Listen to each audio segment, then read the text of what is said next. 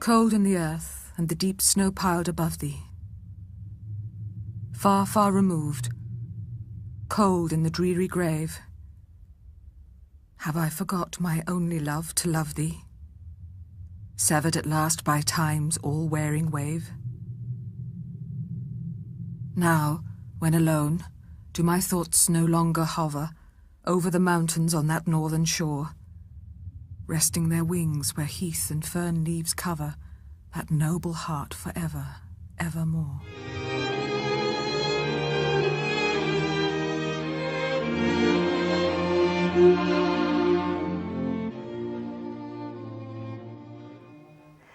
Assalamu alaikum and welcome to another episode of the Classics Show. I am your host Shabnum Riyaz. As always, it's a pleasure to be here to be able to talk about literature and to, delve into different subjects, different aspects of the classics, be it literature, music or the arts. Today we're going to talk about something that is, a major part of literature. Maybe many people do not know the history behind it or the dynamics behind it, but we're going to talk about the working of and the invention of the novel, where it came from, why was the necessity for a novel to be written, what were the dynamics behind it, and how it fared through the ages.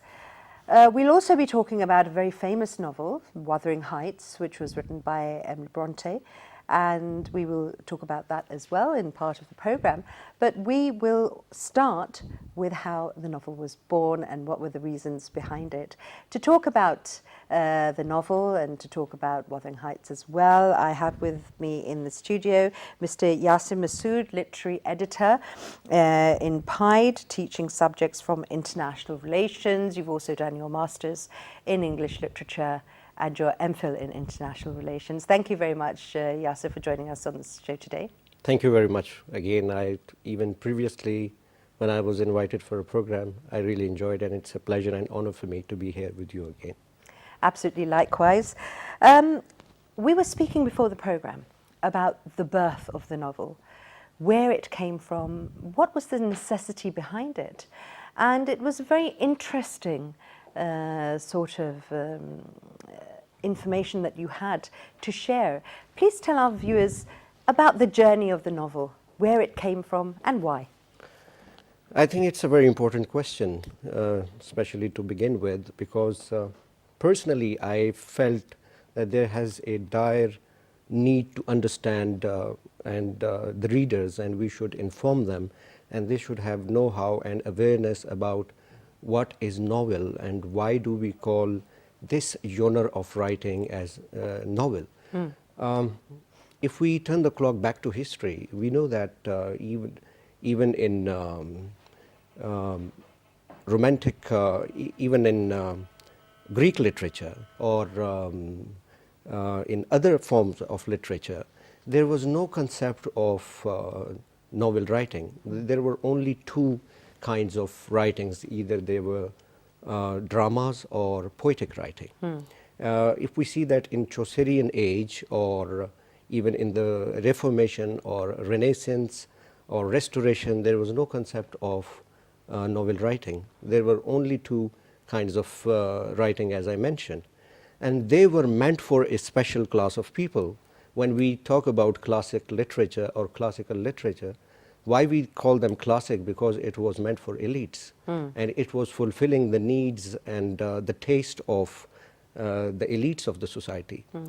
And there were only two classes, either there was elite class or lower class, and lower class had nothing to do with writing and reading and things like that. And there was the absence of the middle class. And there was no middle class available. There was no middle class at that time.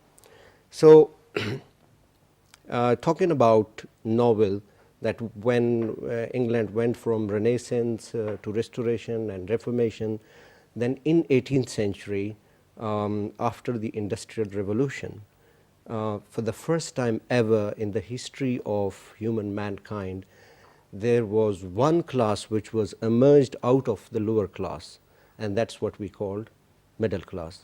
Because for the first time ever, there were different acts who were passed, the acts were passed for the like employment acts and things like that. So this lower class, this labor class, for the first time got has now taken a step up. Absolutely, and they got different like salaries and things like, and other facilities as well. So basically, because of this, over the period of time and with the passage of time, they started exploring different markets because of better social standing, because of better economy. And that's why there was a sort of inclination towards reading and writing, and because they wanted to show that they are part and parcel of society and they are no less than any other class. Now, if we mention and if we see that, you know, John Milton or Shakespeare or Edmund Spencer and so on and so forth, obviously these writers were not meant for the middle class because it was beyond them to comprehend and to grasp them and to understand. So for the first time, according to the needs and taste of middle class, stories from taken from real life were elaborated, and they were stretched to an extent that at least this middle class should get and gain something out of it as far as understanding was concerned. Because before that there were common stories which these common stories did not have any sort of lesson or meaning as far as in the society is concerned. It was a sort of, you know, taking a step further from storytelling that was common at that time. So that, you know, this was an elaboration on that. The novel structure and the discipline behind writing the novel, how was that mastered? Well, when we talk about novel, why we call it novel? Because for the first time this new genre of writing was introduced to fulfill the desires and the needs of middle class, and because of it was in novel writing, it was novelty, it was new form of innovation in literature. That's the etymology behind the word. Absolutely, there. and Right. that's why even today we call it novel. A novel, okay. When we talk about novel writing, the grandfather of novel writing was Anderson, and his first novel was Pamela. It was quite popular novel, and that's why we called him the father of the grandfather of novel, because it was the first novel written by him. And then we called father of novel, who's Henry Fielding. Why we call him father of English novel? Because it was the first time ever that he introduced different characteristics of novel, that what should be the plotting and what should be the proper ending and things like that. So, and that is why we call him the father of novel. Other than that, when we talk about the journey of novel, then in the late 18th centuries, George Eliot and Bronte sisters, they had a huge amount of contribution towards the art of plotting and all that. I should mention that Jane Austen, her plotting was quite popular in English writing as well. And it was said that her plotting is actually, it had a grandeur, it had an immense amount of maturity, and which reflected in her plotting, and it was like considered as Shakespearean comedies. And she was very centered on exposing the hypocrisies of Victorian society at that time. And one of her constant sort of treatment was that, you know, people in themselves, the idiosyncrasies of people as individuals, how they would change over time in different situations. I mean, she made a very big contribution to sort of like talking about Victorian society at that time and the ironies and also the hypocrisies that were going on in there. Well, when we talk about middle class, I should mention that hypocrisies belong to middle class, and it's not that it is instilled in them, but since they emerged out of lower class, and that is why they want their mentality is still of the lower class, but in appearance or in social standing, they want to be like elites. So, if, for example, if they decorate their drawing rooms, or if they want to appear, their appearance is like of elites, but it won't change their mentality, because under the skin they would still, their mentality would still be there.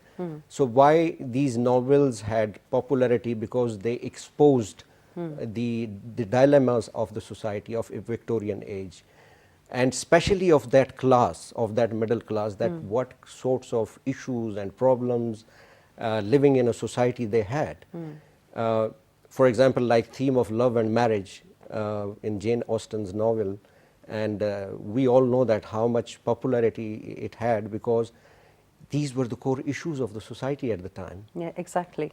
Finding a suitable match, finding a girl finding a good husband that would raise her prestige or her financial status. Same is reflected in Wuthering Heights as well. Exactly. Same issues are reflected there. And then it also represents that, especially as far as feminist school of thought is concerned, and the issues of women, because they had to do something for themselves. For example, the Victorian mother, it's called Marxist mother, because she had to look after her, especially the females, the girls, the daughters, and because she has to think that what could be the best future, and how we are going to find a best match for the lady. So these were some of the core issues, and there were some sort of limitations were there in that society. So the female writers of that time who were dealing with the novel, who were, especially in the Victorian ages, how much were they giving in an input for, feminism?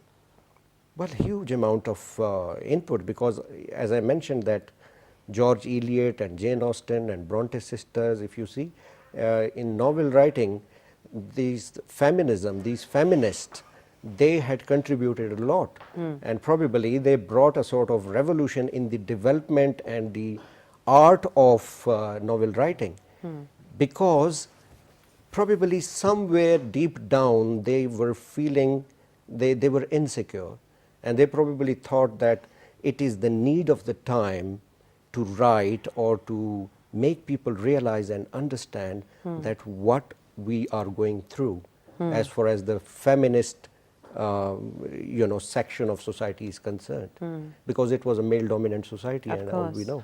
Yes. Because it was said somewhere, I read it between the lines, that a man has not to be nice to, he's not a man who's nice to a woman. So it was considered in Victorian time. So a man was harsh, brutal and all that. And because of that, women were grinded and they were pulverized in the process. They had so many limitations and constraints. And inside there was that spirit that wanted to break free, and so we had these writers who were representing so many women of that time. We can call them revolutionary because they stood against the system, against the prevailing norms and taboos and culture, and they had an unorthodox approach against the prevailing society. How were these female writers received in literary circles and the literary environment and arena of that time? And also we had Emily Bronte, who was writing under a pseudonym. She wrote Wuthering Heights under the name of Ellis Bell. Your comments on that?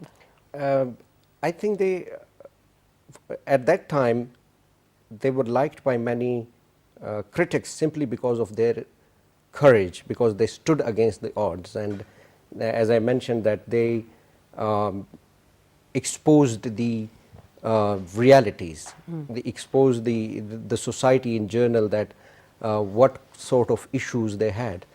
So, and especially in Wuthering Heights as well, that is the only novel which she has written, and the only novel which became a masterpiece in English literature, and simply because of the reason that when we go through the novel, we come to know that she exposed the inner issues of the females and of the society. So yes, absolutely, it was on part of her and part of other female female writers. It was a great contribution in that time. As we were talking about, the receiving of literature, generally, we're speaking about the middle class. We're speaking about the transition between, there were just two classes, and then we had the lower class, then moving into the middle class. How much of that sentiment remains in today's day and age, where people are not comfortable about who they are and what they stand for? Well, I think the issues and the problems, the psychological issues of the middle class, even when it was emerged, as I mentioned in that time, and even today in this day and age, it has the same traits of issues and problems. For example, even if we talk about our society, I personally believe, and at times I quote it with my friends and I share my experiences, because living in West had a different thought process and dimension for living in a society. I believe that we are the most artificial society and people under the sun, because for certain, there are at times we have to present different than what we are. As far as social standing is concerned, we have to do certain things which are beyond our reach, which are beyond our financial reach, and which are beyond our pocket. But we have to do it simply for the reason that we have to show to the people around us that this is our social standing. We have a better social standing, and in reality we do not want to show what we are. So this is again a dilemma of the middle class. And it's a huge dilemma, is it not? Because if you are actually challenging the essence of who you are lost as a human being. And then how can you carry on with any aspect of your life, whether that be a professional or an educational or a personal aspect of a person's life? It's so important for people to be able to embrace what they can and cannot do. You mentioned, people being more inclined towards the material things that are actually not realistic.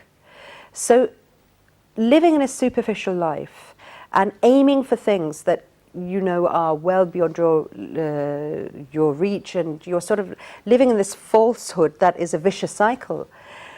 How do you think that people can remedy themselves, especially when they open themselves to the world of literature and reading and broadening their mind? How can that help?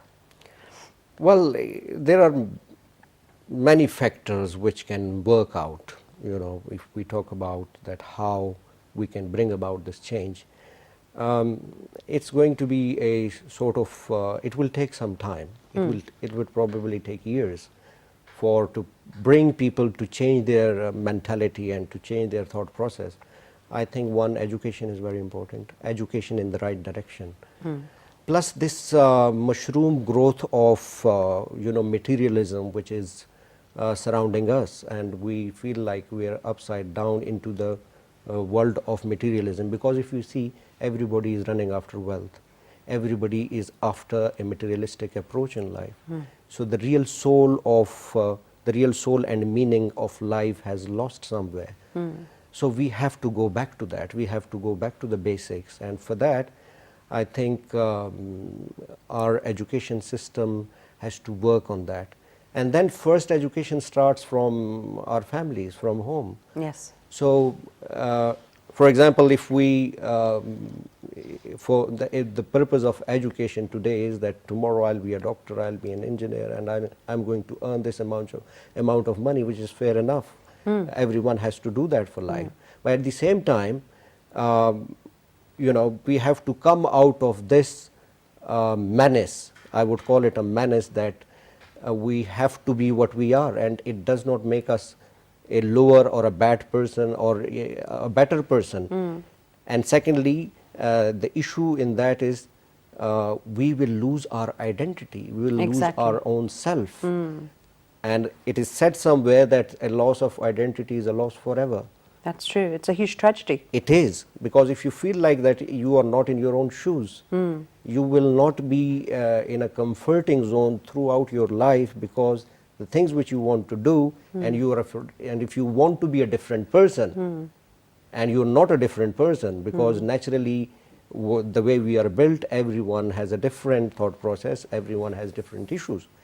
Now, to live with those issues and to be the right person and to be an original person would make some sort, would definitely make a difference in society, because then you would be able to do things with much more confidence and with much more courage as well, because then you will be doing things with originality. That's such an important word, being original. And when you are original, you will of course carry on the ethic of being of integrity. And these are two basic components of a person that are extremely attractive and extremely solid in defining a person as who they are, being original and being comfortable in your own skin, as you said. Now, let's talk about Wuthering Heights again, and the complexities of human nature, because that's a very sort of, you know, one of the dominating themes in her work. When the novel was, when it was published, and at that time when it was received, critics were sort of thrown into disarray and shock and controversy. Why did it make such ripples on the literary world?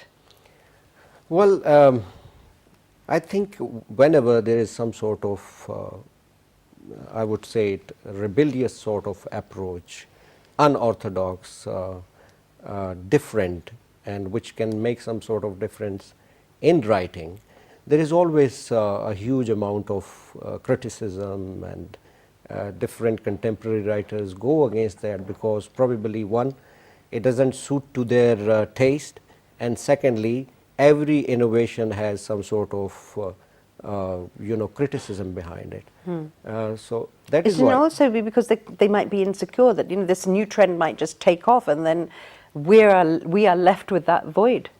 Absolutely, because every now and then, if you see, they are banking upon same sort of writings, and they are they don't have much other interpretation or much other themes to write on. Absolutely. So every new theme, and secondly, I must mention here that whenever you represent the core, the real issues of society, it's not something easy.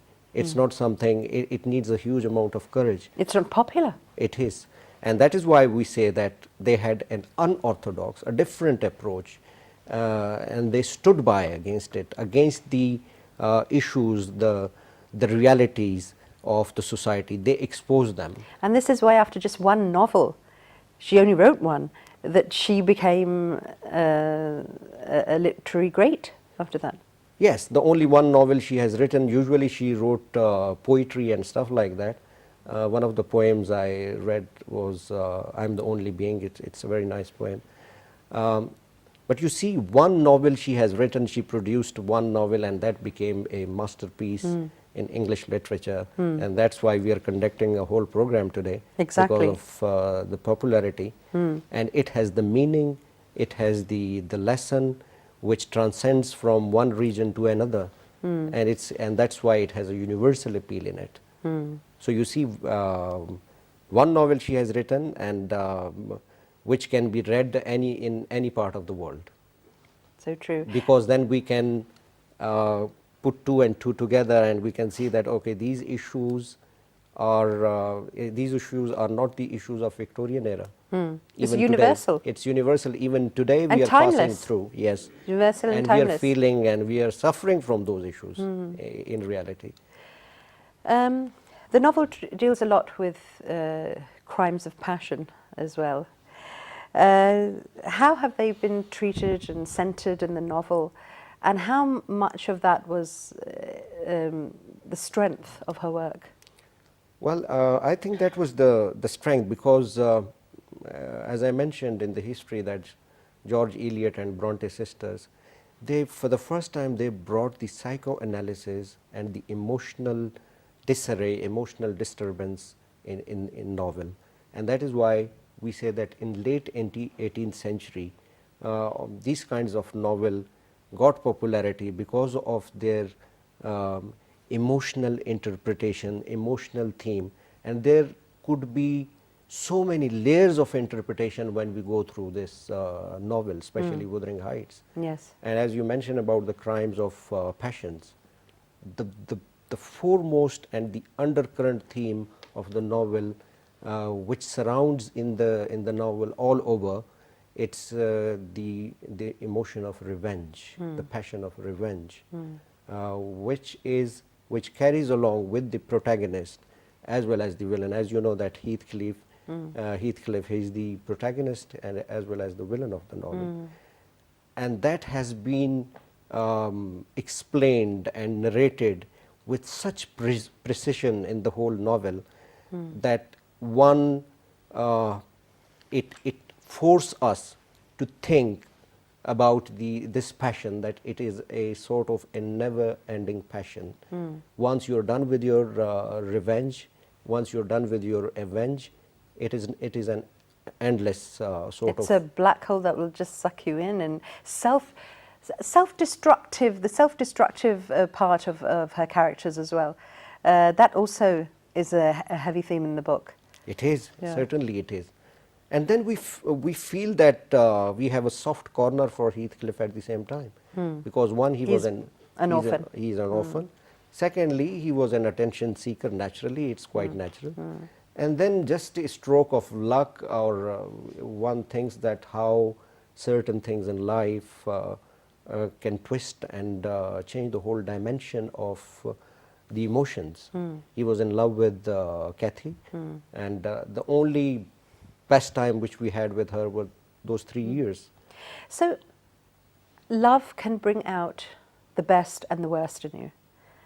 That is also a theme that is being examined here, is it not? Well, before that, when Kathy left him and chose another man, probably he was the best man for her, as well as in the novel we see and that also has been referenced as a sort of her being like a shapeshifter from Gothic literature, that she allowed her, herself to change alliances and bring her emotions and transform them completely to where she thought she would be in more of a gain, a material gain again that we spoke about before. She had feelings for Heathcliff, and that's even till the end. Even when the novel ends, Heathcliff is talking to himself about Kathy. So the passion of love was always there, it was never lost. Being a woman, she thought that when she was in a sort of an emotional trauma, where she was in a situation that to be or not to be, which one I have to choose out of them. But still, again, the real issue of middle class, that she had to choose a better man, financially better, and he had a better social standing, and he was full of manners and all that. So probably at the back of her mind, she was thinking that if I marry Edgar, it would be that because of better social standing, I might support Heathcliff along the way. But then she had both had a huge amount of love for each other, and they were involved with each other. And this was obviously beyond, he could not take that. And that is why he was disappeared from the scene, Heathcliff. Now it again represents the core issues that a woman has to choose a better person, as far as just for the social standing. Emily Bronte's treatment of Catherine in the novel, how was that influencing the feminist theory? Well, obviously, as far as feminist theory is concerned, it is critics believe that Heathcliff is not the protagonist. The original protagonist is basically Catherine, because She is the one who's turning the events by her actions. Because she is representing the real Victorian age issues of the females, of the women of that time. And she had to choose a man. Then she was making herself ill over and over again because what she has done. So it represents the confinement, the restraints of the females. And secondly, as I mentioned, that Marxist mother or a daughter, they had to look for a financially better man, which is even prevalent, which is even existing today in our society. And I must mention here that we are talking about the lower middle and elites class of the Europeans, of English society. The elites of our society can be considered as the lower middle class of the European society. So I'm not talking about our society as far as classes are concerned. Right. And but here again, yes, beautifully depicted and beautifully crafted and presented the feminist issues of that time. Right. We're having a wonderful conversation. Right now we're going to have to go to a break. Stay with us, don't change the channel, and we'll be back soon.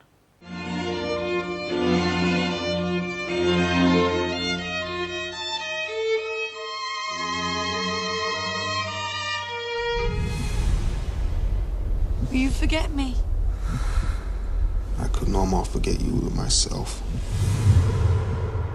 Heathcliff.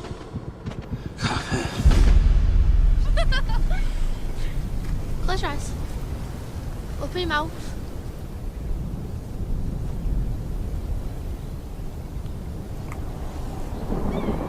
Sky looked down where I was born. There was a family dwelling, made every youth by the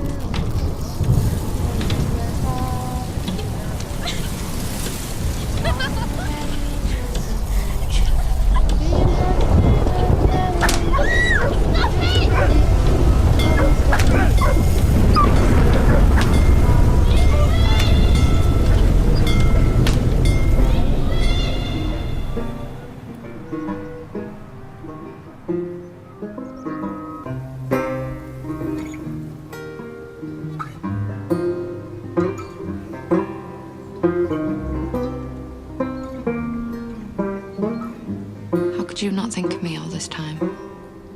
Give me hope in silence, it's easier, it's kinder. Tell me not of heartbreak, it plagues my soul, it plagues my soul.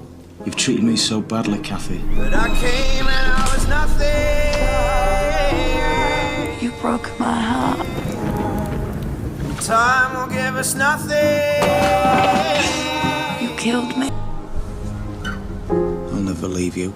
Never again.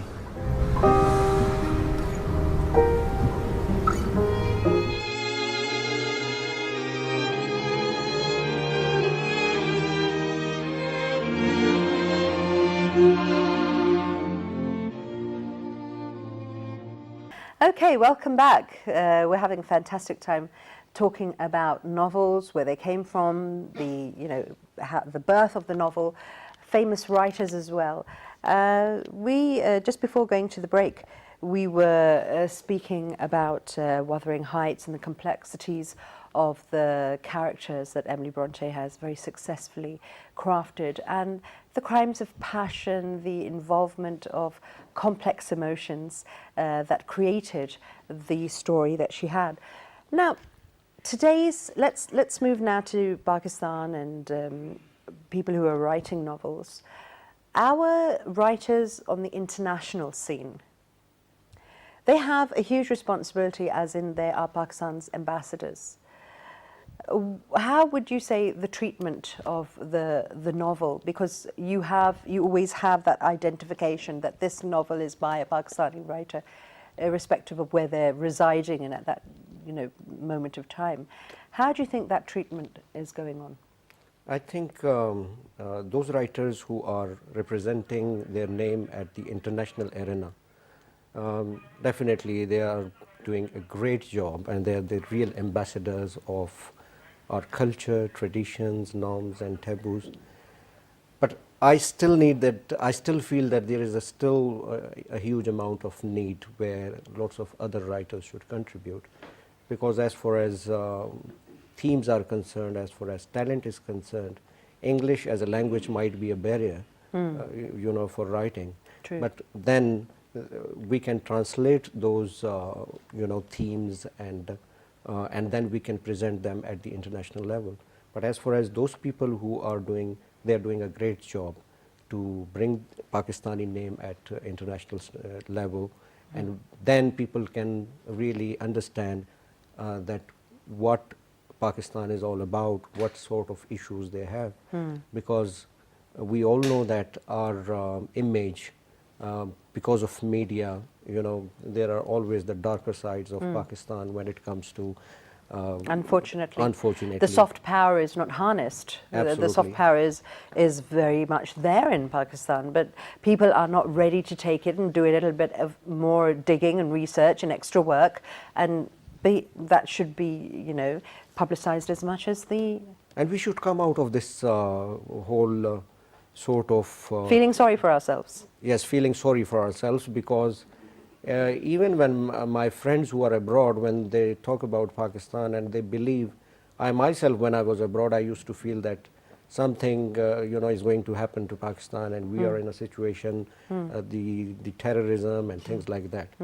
And then there is a negative built up in people's mind. Of course. When they meet us, when they talk to us, and when we make friends, and they believe that you guys are the most nice people we have ever met or we have ever seen, because there is a dire need to, you know, represent this, that we have a very peaceful culture, which is being one because of our religion, and secondly because of our brought up, and we are the most peaceful people in the world, the way we live in harmony and all that, and the connecting cultures which we have in different provinces and different regions of our country. So it's I believe that there is a huge amount of you know, need that we should transcend this, and we should you know, translate this message to the rest of the world, that we have a softer image as well.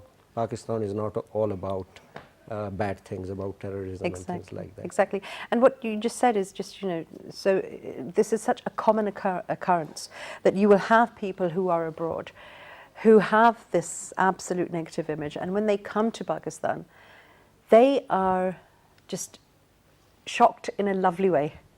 This, because surprise is not the word I'm searching for.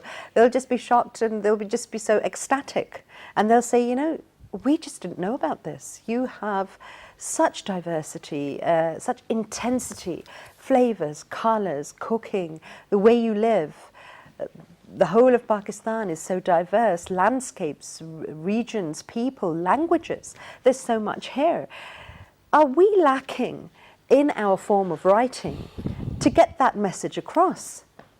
Very good question, and I am with you in that, because even when I was studying abroad, one of the reasons for me to come back to my country was because I used to feel tormented inside out when going through different, exploring libraries and finding literature from other countries, and would you believe there are so many facts and things which are badly twisted and then reprinted and represented in a very bleak manner as far as you know, our society and norms are concerned. So I decided there and then that you know, if I have the power of writing or whatever I can represent as far as my country is concerned, I will bring a positive image of my country, because this is not what reality is. Reality is the other way around. We are not the people what we are being represented in print media or at electronic media. So yes, you are absolutely right that we definitely lack, you know, we have to, and this is the need of the day, that we should write more about ourselves. We are not writing about our real selves. What we are presenting is not the true reflection of our society. And in fact, there are writers, and we need to encourage them. There has to have a proper platform. We need to fund them. We need to bring them on the media, and simply because for the reason that if they have a tinge of talent where they can do something for the country, so we should definitely work and back them up for writing and representing our better image around the world. Through the power of the pen, which is one of the most profound powers that there are, talent seeking, talent hunting, how could we go about it? We have to work on that. We have to find them, regardless of whatever language they are writing. Exactly. As far as they have, they are on the right move, and as far as they have the right kind of thought process, they want to achieve something in bits and pieces for their country. And as I mentioned, we have to provide certain platforms. We have to have a talent hunt. And I'm sure that this country is full of talent. No doubt about it. And we have showed this to the rest of the world as well, that Pakistani people are the most talented people in the world. And literature is something that, Pakistan is just so rich in anyway.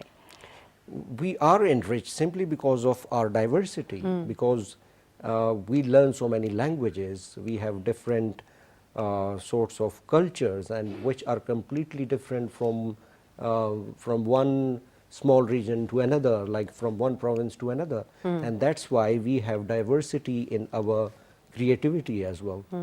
And then our issues are multifolded. Our issues range from society to religion to other. Everything's a blur, isn't it? Everything is a blur. It's sort of everything's smudged together. You don't know where to draw lines and separate things from each other. And it seems like everybody's interested in what everybody else is doing and not with what they're doing as well. Let's get back to Wuthering Heights now. Yasir, you tell me, what does a reader take away from that novel? What do we learn from it? Well, what we learn lots of things from this novel. One, because as I mentioned that it is a novel about psychoanalysis, it's a novel about the emotional disturbances. The emotional theme has been very beautifully infused in the novel. Then we learn the passion, the power of passion. And as I mentioned that the theme which I liked, and if I take a theme out of this novel, would be the passion and the destruction of revenge, and which is something that it can never be satiated. It's a self-destructive, passion if we go on that way. For example, like Heathcliff, even till the end, when he was done with everything, when he was planning for all the revenge, he was still not satisfied. And then other writers like William Blake, he has also written about this passion. Then Bacon, he has said many a times about in his essays of revenge, that a revenge can be, it's like a self-wounded sort of, it's an evergreen wound once you take revenge. So for me, it picturizes the whole issues of the Victorian era. Then the it is a sort of romanticism as well in that. And then Heathcliff, the one who's a protagonist, he is like very much akin to the Aristotelian concept of a hero or protagonist, when he said that a protagonist should be he should not be a complete saint, or he should not be a complete villain. He should be just an ordinary man, so that we can understand and so that we can take him as a real protagonist. And that's what makes him relatable. Yes. Because those characters, main characters that have flaws, like every human being, are the ones that we'll be able to identify with. Yasir, you're also a poet yourself, you write poetry. You have something here to share with us today? We'd love to hear it. Yes, sure. As far as since we are talking about the Wuthering Heights, and Wuthering Heights is all about the abstract emotional passions and all that, and Heathcliff, he goes through certain miseries. So I would like to share one of my poem, and the title is A Twisted Soul. Nothing is there to be hugged, to feel and enjoy, so please shut my life from this earthly world. I want to be a careless bird. I want to fly to find pleasure, searching for a sacred treasure. I like to be a static tree, motionless and ever hatred free. I wish to be a foamless sea, where lonely shore is with me. I want to be a twinkling star.